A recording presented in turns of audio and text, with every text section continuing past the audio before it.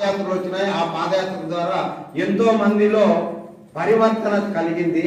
అదే విధంగా నరసింహస్వామి కదిరి పాదయాత్ర ద్వారా కూడా కొద్దిగా మార్పు రావాలనే ఉద్దేశమే దీనికి మెయిన్ కారణం అన్నమాట.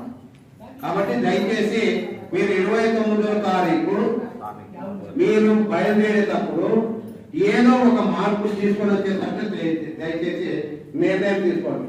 అంతేగాని అందరూ నడుస్తున్నారు నేను పరిగెత్తాం వాళ్ళలో ఏదో పోయేస్తామప్ప అనేది మాత్రం అవుతుంది. ఎందుకంటే ఆయన నిజంగా చాలా భక్త వస్తున్నాడు.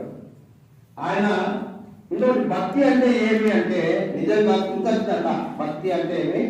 కృతజ్ఞత. మనకి భగవంతుడు ఈ మానవ జన్మ ఇచ్చినాడు, అందుకే ఆయన పైన కృతజ్ఞత. కృతజ్ఞతే భక్తి అంటారు. పూజ చేసేది అది కాదు. ఆయన మనకి శరీరాన్ని ఇచ్చినాడు, మనకి ఏదో మంచి కుటుంబాన్ని ఇచ్చినాడు.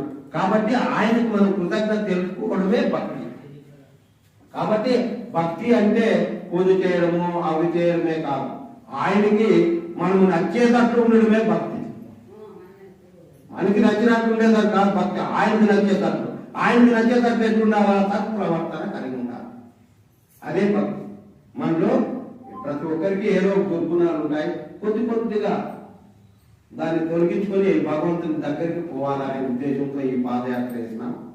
ఇంకా ఈ పాదయాత్ర మీరు డైరెక్ట్ గా అక్కడికి వస్తారు కాబట్టి మీరు లాస్ట్ కాబట్టి మీకు అన్ని విషయాలు ఇక్కడ తెలియజేయాలి. ఒక 2 నిమిషాలు మీకు ఐడెంటిటీ కార్డ్స్ ఉండే వాళ్ళు ఇప్పుడు తీసుకోండి, లేకుండే వాళ్ళకి నెక్స్ట్ మనము ఒక 2-3 దినాల్లో అంటే మీకు సారు నెక్స్ట్ శనివారం మనం బయలుదేరుకున్నాం కదా, నెక్స్ట్ శనివారం